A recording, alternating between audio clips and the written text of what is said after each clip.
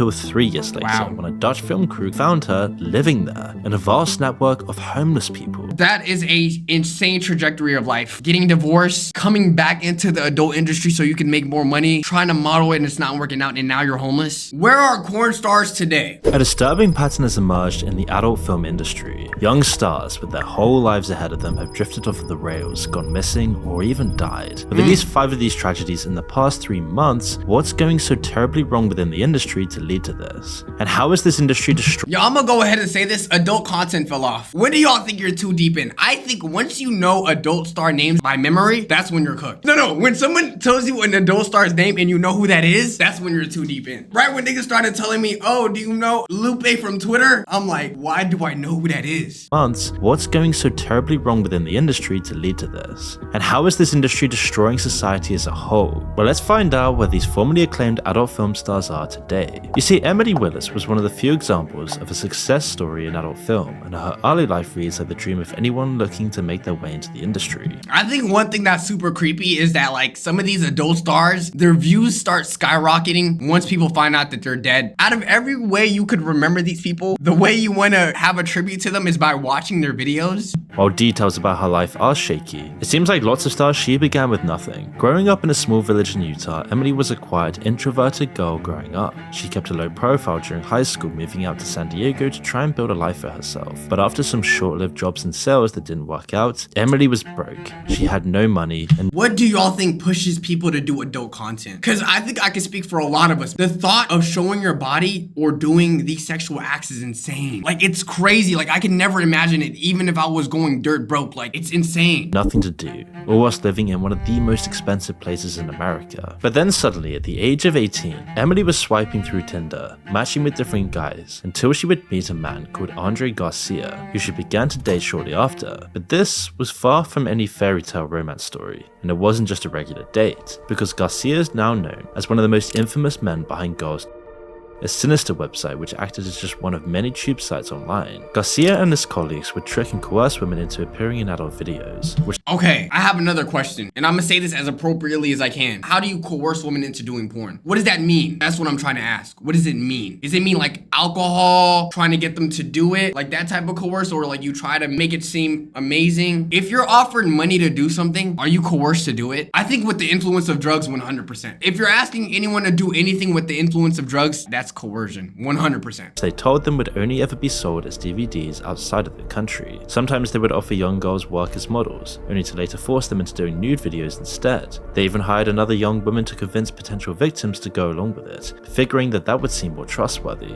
Emily was just one of the many girls they exploited, but her story went much further than most of the others. Her videos proved immensely popular on the site, and soon enough, she was receiving offers from all sorts of different producers to I think the reason why I feel so bad for adult stars is like, I think a lot of people don't know how to differentiate content from who they actually are. So even if when they're done shooting their scenes, imagine them just trying to get a bite with their family members. Like, oh, wait, I'm a big fan. Bro, I love the time you took 3 dicks in one video. Like, I feel so terrible because it's like, out of everything you could distinguish people from, doing adult content has to be the hardest. I feel like at least with streaming or like being an athlete, you could respect people's like private lives to some degree, right? But with adult stars, that's all you know them for doing. star in their videos. It wasn't always easy. Emily's family were distraught when they learned about her new career, and it completely destroyed their family relationship for years, as you can imagine. But on Yeah, I'm sorry. However you want to make your money is however you want to make your money. But I'm just thinking being sat in like a Thanksgiving dinner with my entire family, and then one of my family members is out here just throwing ass into everyone. Like, I'm trying to think how we can have like a normal conversation like, hey, Sarah, so how's life nowadays? What are you doing aside from work? How's work going? Like, I'm trying to think, what conversations would I even have? the surface, it seemed like everything was going well. This is how the industry tricks women into joining it in the first place, and how it tricks young men into thinking it's acceptable to watch. Everything Yo, hold on. Is my man's eating chips while gooning? Yo!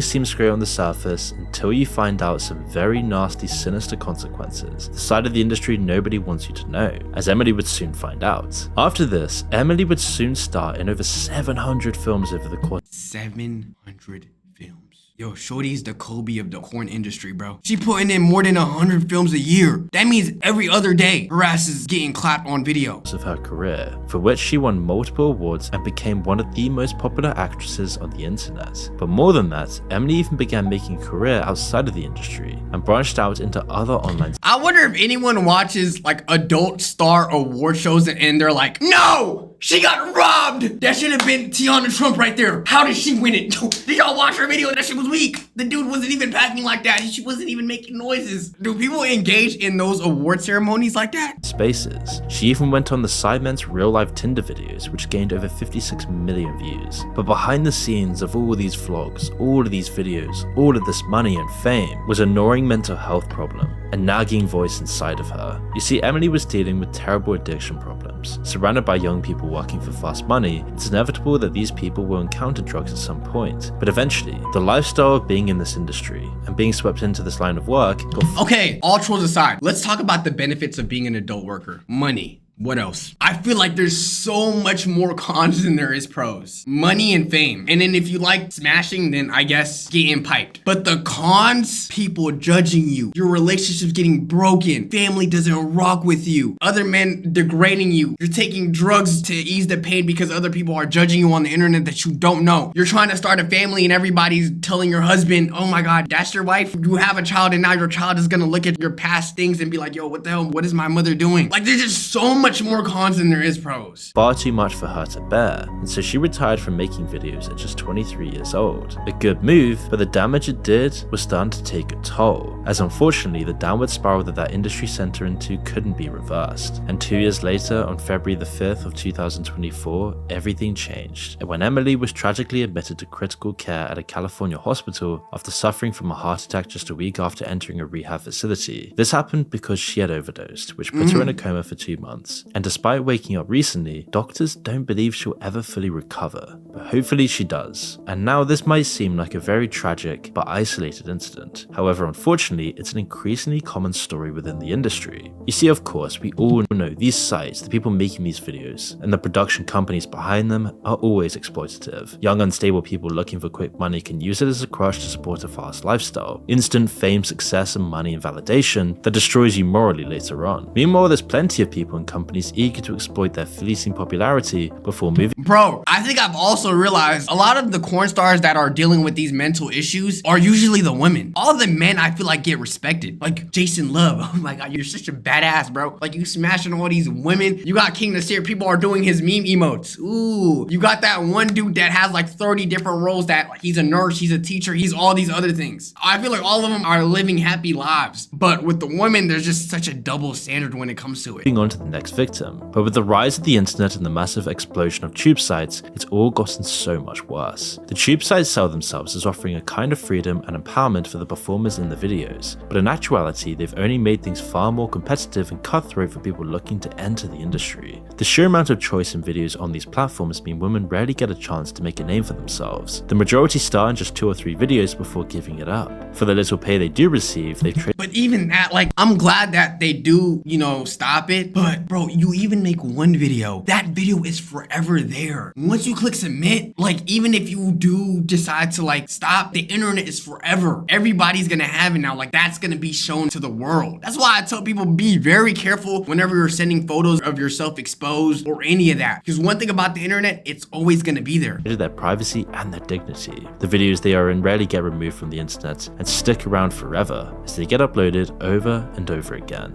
I don't even think corn stars make a lot of money. I think the top 1% of OnlyFans creators make hella money, but a lot of them don't even show their body. Imagine a girl who doesn't even show her body or like do anything crazy making more money than you and you're doing all these crazy things. Let me see how much the average adult star makes. Their average annual salary is between $44,000 and $64,000. You're getting clapped for minimum wage. You see how for a lot of these hypotheticals, when people ask, oh, would you ever do this for $1 million? Would you ever do this for 10 million? See the price point that people are putting it at because they know it's crazy. You're getting getting your ass clapped for 40K. Crazy, crazy, crazy. Doing one of the most intimate acts to the entire world, repeatedly for an audience of millions. However, for the majority of performers that don't make it through the industry, there are a few people who have a different story. One of them is the infamous Mia Khalifa. Fleeing her home country of Lebanon as a child and moving to the United States, Khalifa's life was relatively ordinary at first. I don't think people understand. Mia Khalifa did a lot of damage. One thing that Mia Khalifa did that I feel like I hope a lot of people recognize, she sexualized hijabis. I'm pretty sure she was like one of the first adult stars that covered up while filming. She did a lot of damage.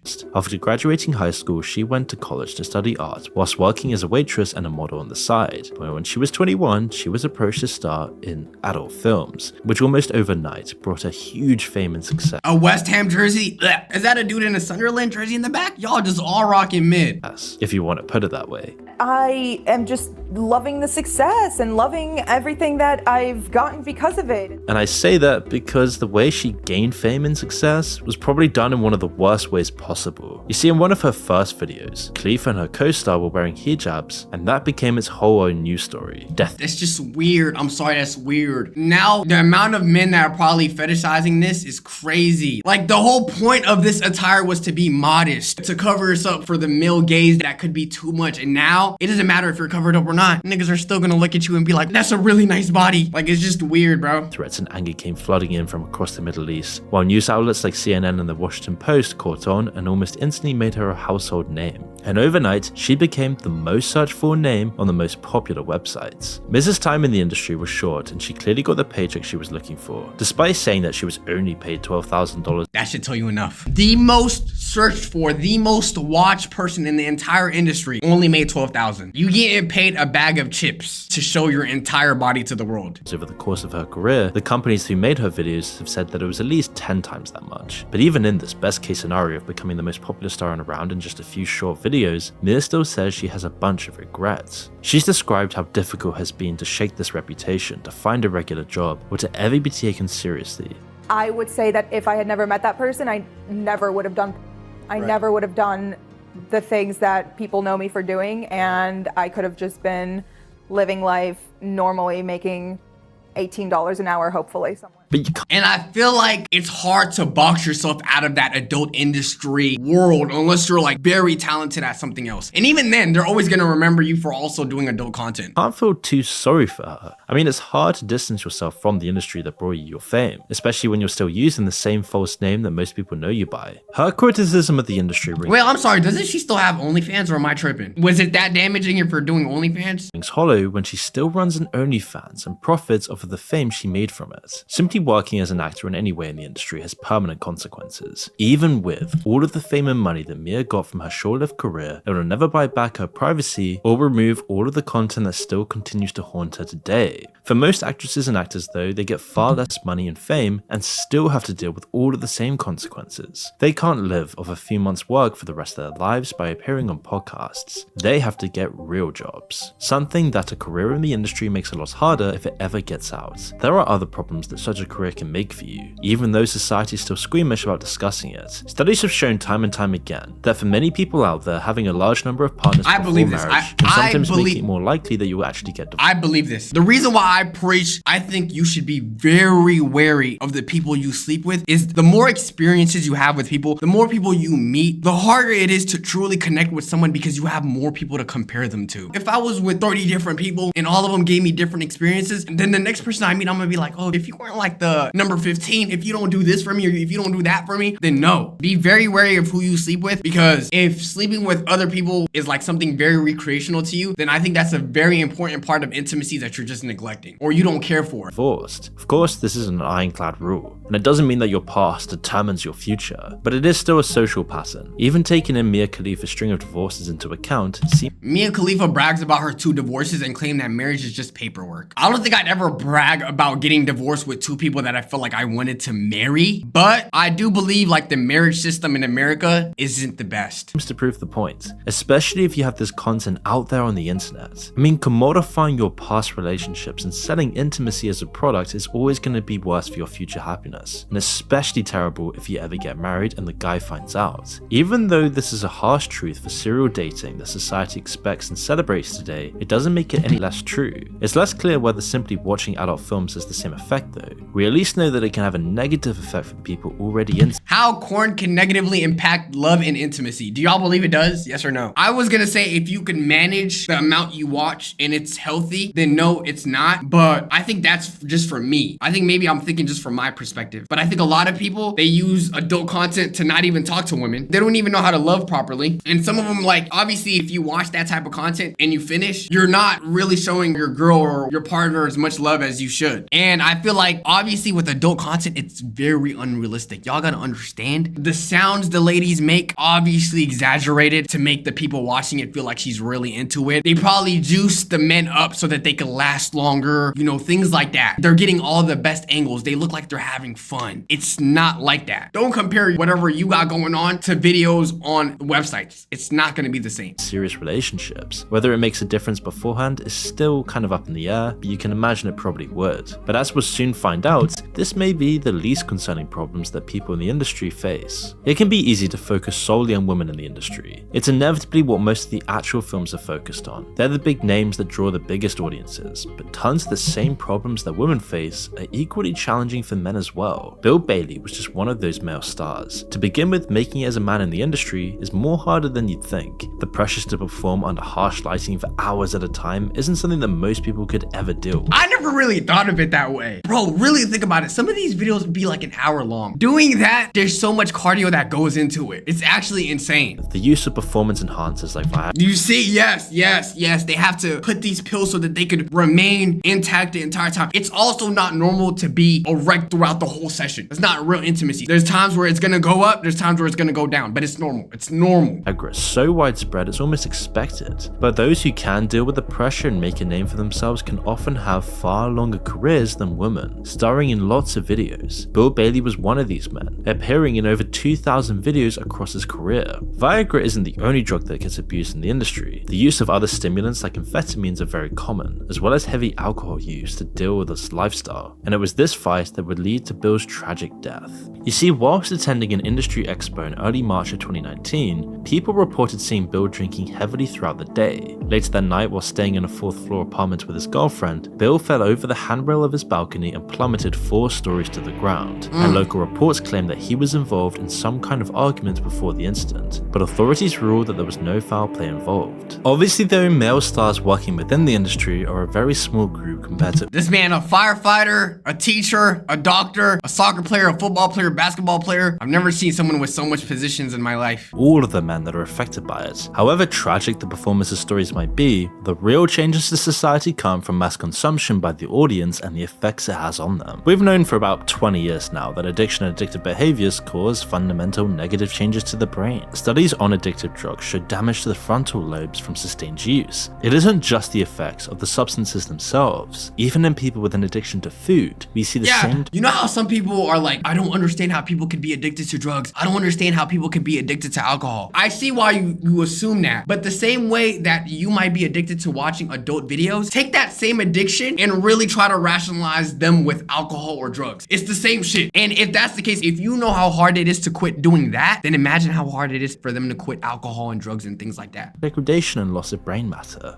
These changes are clear through people's behavior, as well as through an MRI machine. Addicts are more likely to show poor judgment towards their own actions and the consequences that come with them. They lose their willpower and their ability to resist these addictions. They become more impulsive and emotionally unstable. We now understand that addictions seem to replace that reward system in our brains used to regulate normal life. They get hijacked, redirecting your own ambition for success and happiness towards the focus of the addiction. These addictions and the negative effects they have are exactly the same for sexual activity and the consumption of adult material, the content offers an alternative to a Same as drug addiction. Let that sink in. It's the same shit. fulfilling, healthy life and connections with other people. A great One thing about these studies about adult content, I'd be hearing both things. Let me know if y'all do too. Sometimes I'd be hearing, oh, it's completely healthy. Do it one time, it's gonna lower your cortisol stress. Just, one time a day never hurt. And then I'd be seeing other things saying, your life is gonna get ruined. That's the worst thing you could do for your body. Choose one. What are we saying? group. Deep, meaningful relationships, connection with the society around you. Instead, adult content is a replacement that's far easier to get, but which alienates you from what's truly valuable in life. And companies like MindGeek, the owner of most of the major tube sites, have turned this. I will say, I think it's easier for men to consume adult content than it is for women. I think women, when it comes to adult content, I don't think they really care as much or are addicted as much as men are. Addictive component into a multi-billion-dollar money machine, using the same techniques and algorithms as Here's the thing, if you have a partner, I don't understand the need to consume adult content. If this is the person you're going home to, obviously if you're doing like long distance or this is someone you don't see, then I could see, what's going on. But if you're going home to this person every night, why? It's like TikTok and YouTube. They've put the best minds, the most intelligent programmers, psychologists, billions in research and development, endless tests and trials, A/B testing to figure out the best way to hack into men's brains and exploit their inner systems, making a generation of wankers. This is one of the largest changes to society we've seen in the 21st century, and we're only now learning what the real consequences are. A shocking 87% of college-age men in America watch adult content, 50% weekly and 20% every single day. And these numbers are only going up. I mean, is it any surprise that nearly a third of young men are now going without intimate contact for years at a time? They're both having their willpower taken away while being offered an easy alternative at the same time. That ambition to do great things and accomplish something in your life is being squashed and redirected, all to line the pockets of some shady people at a shady company that nobody's even heard of. Coincidentally, MindGeek recently changed their name to ALO, a few months after a documentary was released on Netflix shining a light on their shady practices. And at the bottom of this pyramid are all the countless stars and performers that produce the content that fuels this money machine, making schoolgirls, normal people, broke people, anyone and everyone to become their own stars and make their own OnlyFans.